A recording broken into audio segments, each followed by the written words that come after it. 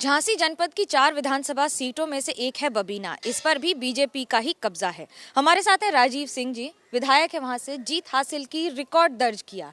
इस बार इस clean sweep का कुछ भरोसा है या डगमगा रहे हैं? इस बार भी बुंदेलखंड में बीजेपी को क्लीन स्वीप होगा, 100% होगा, उसमें कोई डाउट नहीं है। बहुत फर्स्ट क्लास कंडीशन है, पिछले से बेहतर कंडीशन है इस बार। किस आधार पर ये कह रहे हैं? यहाँ पे बीजेपी ने बहुत काम किया। पिछली बार यहाँ पे कानून व्यवस्था पूरी तरीके से चौपट थी और लगता था कुछ जातियों के लोगों का ही कब्जा है यहाँ पे, लेकिन आज पूरी जनता अपने आप को स्वतंत्र महसूस कर रही है। और मैं समझता हूँ इस बार जो वोटिंग परसेंटेज है, जो वोट शेयर होगा बीजेपी का बुंदेलखंड में, पहले से बेहतर होगा। वोटिंग परसेंटेज तो अखिलेश यादव भी दावा कर रहे हैं कि पूरी स्थिति उनके फेवर में है, भीड़ है, रैली में पोस्टर्स लगा रखे हैं चारों तरफ। नहीं, पोस्टरों से वोट तो नहीं मिलते, और मैं समझता हूँ रैली जितनी बीजेपी के पास रैली में जो भीड़ होती है उससे तो 1/4 भी नहीं होगी। और अखिलेश यादव जी की जो आप बात कर रही हैं, उनके पास मैं समझता हूँ कि मैं जो उनको सुन रहा हूँ, जो मैं देख रहा हूँ, उनका कॉन्फिडेंस नहीं है इस बार। और जो स्टेट लेवल का जो लीडर होता है, जो लीडर ऑफ अपोजिशन है, जो कहता है कि मैं सरकार बनाऊंगा, जिसने सरकार बना के चलाई है, उसके अंदर जो कॉन्फिडेंस है वो मुझे नहीं दिखाई देता। मैं बल्कि ये महसूस कर रहा हूँ कि उनके अंदर निराशा है, हताशा है, और कहीं ना कहीं हार का भयंकर डर है उनको। उनके आप स्टेटमेंट देखिए, कहीं लगता ही नहीं कि ये पूर्व मुख्यमंत्री का स्टेटमेंट है। मैं समझता हूँ अखिलेश यादव जी के अंदर हार का भय डर कर गया है, क्योंकि लगातार हारे हैं वो। हर बार उन्होंने ये स्टेट में पूरा बोला है यूपी में कि हम लोग जीतने वाले हैं, जीतने वाले हैं।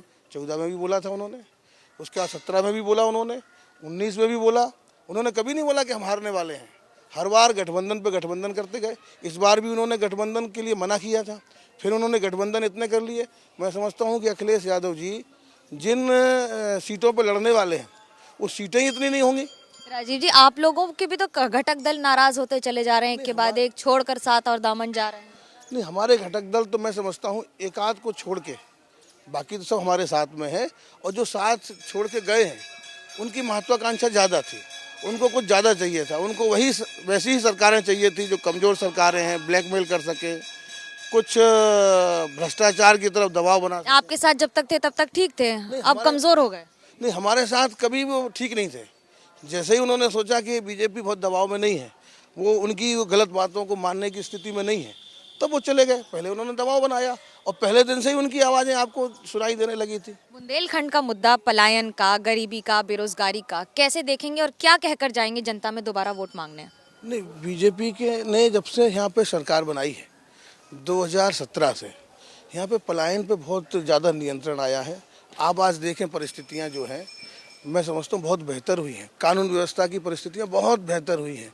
और यहाँ पे जो डिफेंस कॉरिडोर है, आज डिफेंस कॉरिडोर के हिसाब से भी 400 करोड़ रुपए का भी मोदी जी अभी यहाँ पे शुरुआत करके गए हैं। शिलान्यास से यहाँ के करके गए हैं डिफेंस, उससे काफ़ी हम लोगों को बूस्ट मिलेगा। यहाँ पे बुंदेलखंड के लोग मैं समझता हूँ कि शायद इस समय केवल बीजेपी के साथ में जाने के लिए तैयार हैं। यहाँ पे पेयजल की बड़ी समस्या थी।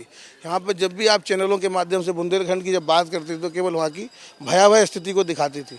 यहाँ पे आज खेतों के सिंचाई के साधन ज़्यादा बेहतर हुए हैं और पेयजल की समस्या के समूल समाधान के लिए आज 11,000 करोड़ की योजना बुंदेलखंड को दी है।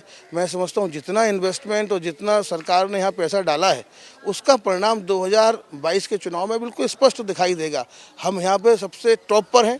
19 में से 19 सीटें हमारे पास हैं और मैं समझता हूँ कि 19 में से 19 दोबारा से हम वापस करेंगे, क्योंकि 2014 में हम 4 लोकसभा सीट लेके आए थे और जब 19 का चुनाव आया तो हमने दोबारा वही सीटें अपनी वापस करी। 2017 में हम 19 सीटें लेके आए थे, हम फिर 2022 में दोबारा से 19 में से 19 सीट लेके आएंगे।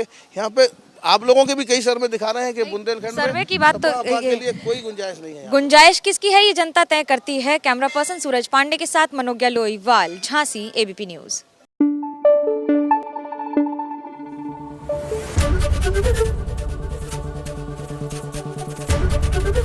एबीपी न्यूज आपको रखे आगे।